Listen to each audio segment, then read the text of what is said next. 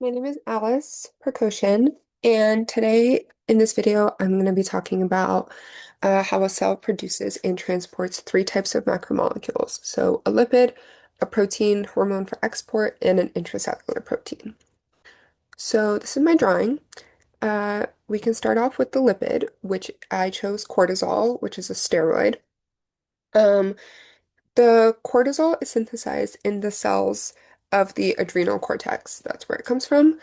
And unlike the proteins, it's made in the smooth endoplasmic reticulum um, because this organelle contains the enzymes that we need for lipid and steroid synthesis. So the process begins when cholesterol, which is the basic sort of building block for all steroid hormones, is transported into the mitochondria. And the first reaction here converts it into a molecule called pregnenolone, which you can see over here.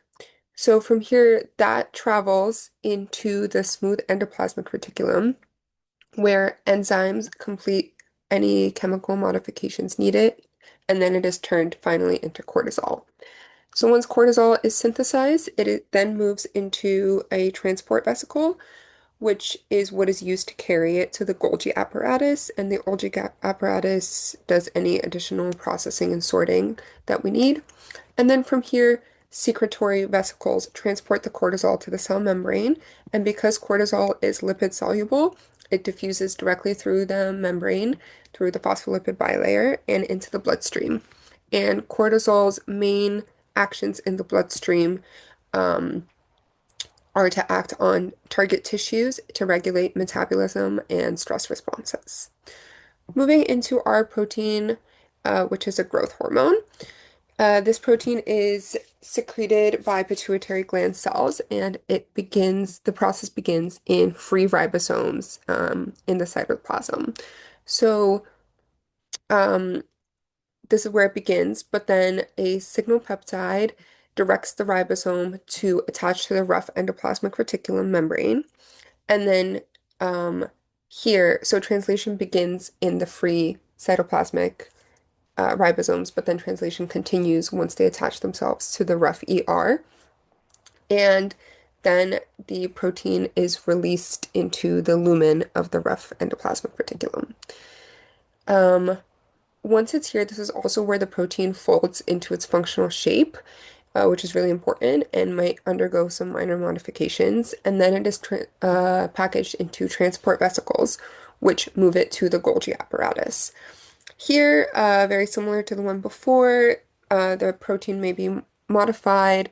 There might be some glycosylation, and then it is sorted, and then it enters secretory vesicles, which travel to the cell membrane. So here, the cell membrane has to receive a signal to release the hormones, and the vesicles fuse to the cell membrane wall, and the protein is released into the bloodstream through exocytosis. Once the protein reaches tissues, its function is to regulate metabolism and promote cell growth. So it's called growth hormone. It allows for growth. And then finally, we have our intracellular protein. I chose actin.